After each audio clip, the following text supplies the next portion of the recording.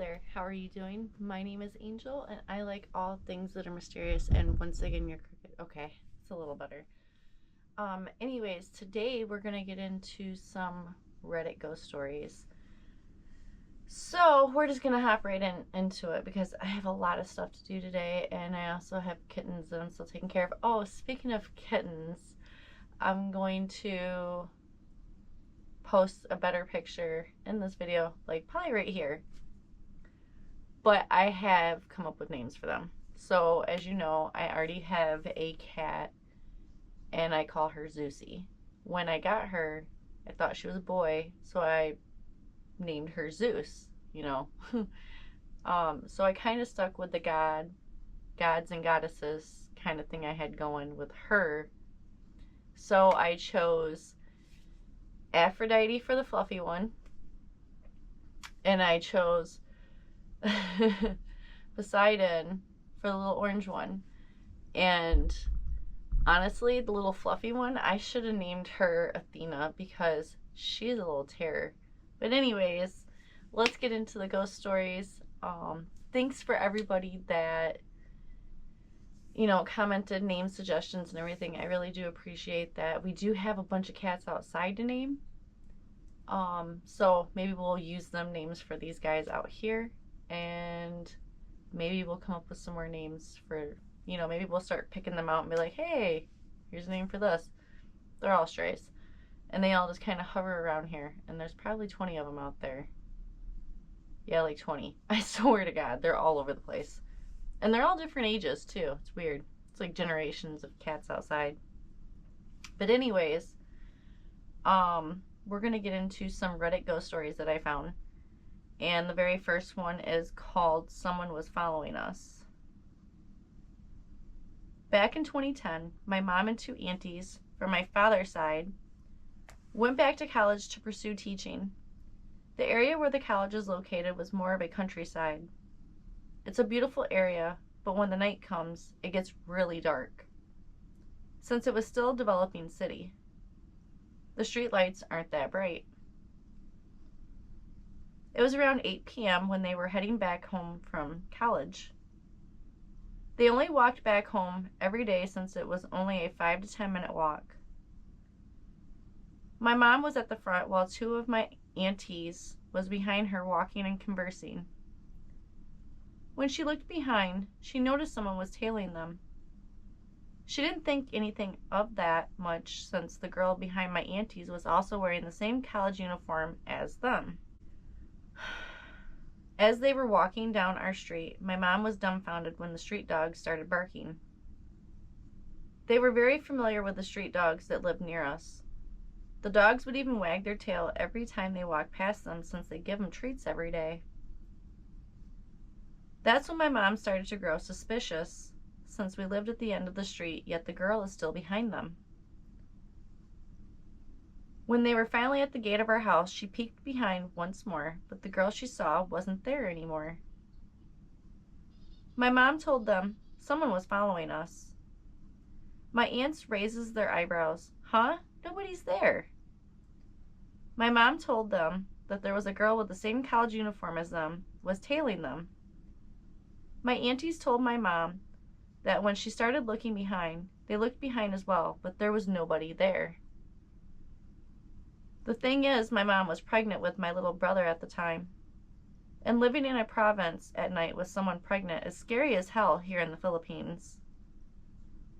There's a folklore here about a mythical creature called, I know I'm going to botch this, Manananggal. It is told that Manananggal oh, I can't ever I never pronounce things the same twice either. Prey on pregnant women. It can sever its own upper torso and grow bat-like wings to fly and hunt at night. Usually its really long tongue to suck out the fetus out of a pregnant woman's womb. I don't normally believe in these things, but when I started hearing some noise crawling on our roof while my mom was pregnant, I was scared shitless. My grandma would put cloves of garlic and salt around the house, especially on windows, treating it like a vampire.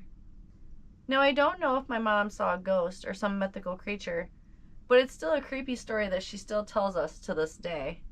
That's a good story. Anyways, the next one is Death Ball. Many years ago, I was invited to a work colleague's. We had become good friends. House for the weekend. Her house was beautiful and very old. I didn't sleep well on the Saturday night. Every time I shut my eyes, they would immediately pop open again and dart around the room. It was a lovely room, but I kept thinking I wasn't alone. I put it down to it being a very old house and unfamiliar surroundings, plus an overactive imagination. Eventually, I fell asleep with the light on, but it was a fitful night, fraught with dreams. One such dream was me standing at the top of the stairs right outside my room, launching myself off the landing, arms outstretched, and then flying. The second my feet left the top step, I jolted awake, filled with a sense of dread. Sleep never found me again that night. The following morning, I recounted my dream to my friend over breakfast. She looked up from her plate, mouth open in surprise. "What?" I said. She told me that the lady who lived in the house before her had died following a fall down the stairs. Ooh, that's insane. I didn't see that coming. Okay, so the next one. Well, you know what? I haven't even mentioned the people's names. I'll just put their little tag on each story, so that way we still have, accountability for these nice people sharing their stories. Oh, it's my sister. Okay.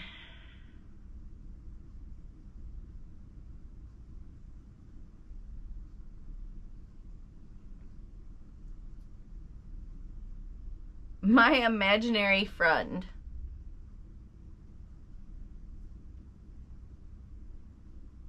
I think this is going to be the last story because I'm going to have to cut out that whole phone conversation with my sister. You guys aren't going to care about that anyways. Actually, it was some very juicy tea, but it's not my tea, so I can't share the tea. You know how it is. But anyways, it sucks. But anyways, my imaginary friend is the next story. It says, growing up, I remember playing in hide and seek in the funeral home morgue my uncle worked at while the adults played games in the Great Hall. My mom is a Wiccan, my father an agnostic, my aunts and uncles are a mix of atheist, Catholic, and occult obsessed. This becomes relevant later. My cousins and I got very comfortable with the idea of ghosts and demons and spirits and such. Our parents would remind us to not talk to things in the dark, don't give them names, and to keep a buddy system when we played. Some of us were as young as 4 years old and as old as 12. When I was about 5 years old, my mother had woken up in the middle of the night seeing me standing in front of her closet.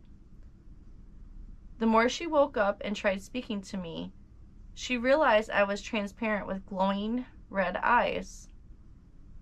She realized then that whatever was in that closet wasn't me and went running to her room across the hall. As she entered my room, I was waking up from a nightmare. When I opened my eyes and lifted my head, I saw a man in front of my closet, asking me to follow him. He was tall, gray skin toned. He had a long, white, and pointy beard, red eyes, golden teeth, pinstripe suit, brown and red detailing, tall gold cane with a crow head handle, and a tall top hat. He barely fit my room, floor to ceiling. He also had a big, vicious, white wolf. When I asked who he was, he said he was my grandfather. He said he wanted to bring me to my real home. When my mom entered my room, I was screaming and crying, begging her to not let him take me. She only saw a large dark mass around my window and closet. She came and grabbed me, and I spent the night in my parents' bed. I've seen him very few times since then, typically in crowds, typically when I am feeling really uncertain. I don't acknowledge him. I haven't given him a name, and every time he finds me, he motions for me to follow him. Each of my aunts and uncles, as well as my mom, have cleansed every house and room I've lived in. I have little knickknacks and such that are meant to help purify my area and protect me. I've always had very vivid dreams and nightmares. I remember each one clear as day. The ones where he has visited me always end up a bit fuzzy, though.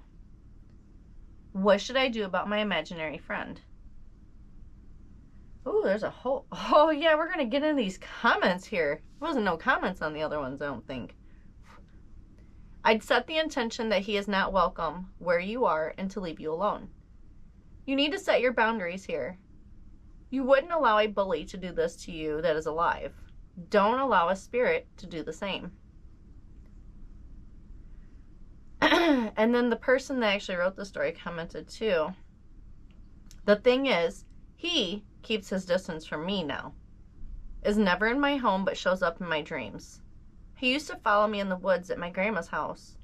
Haven't seen him in years now, but every once in a while I feel his energy.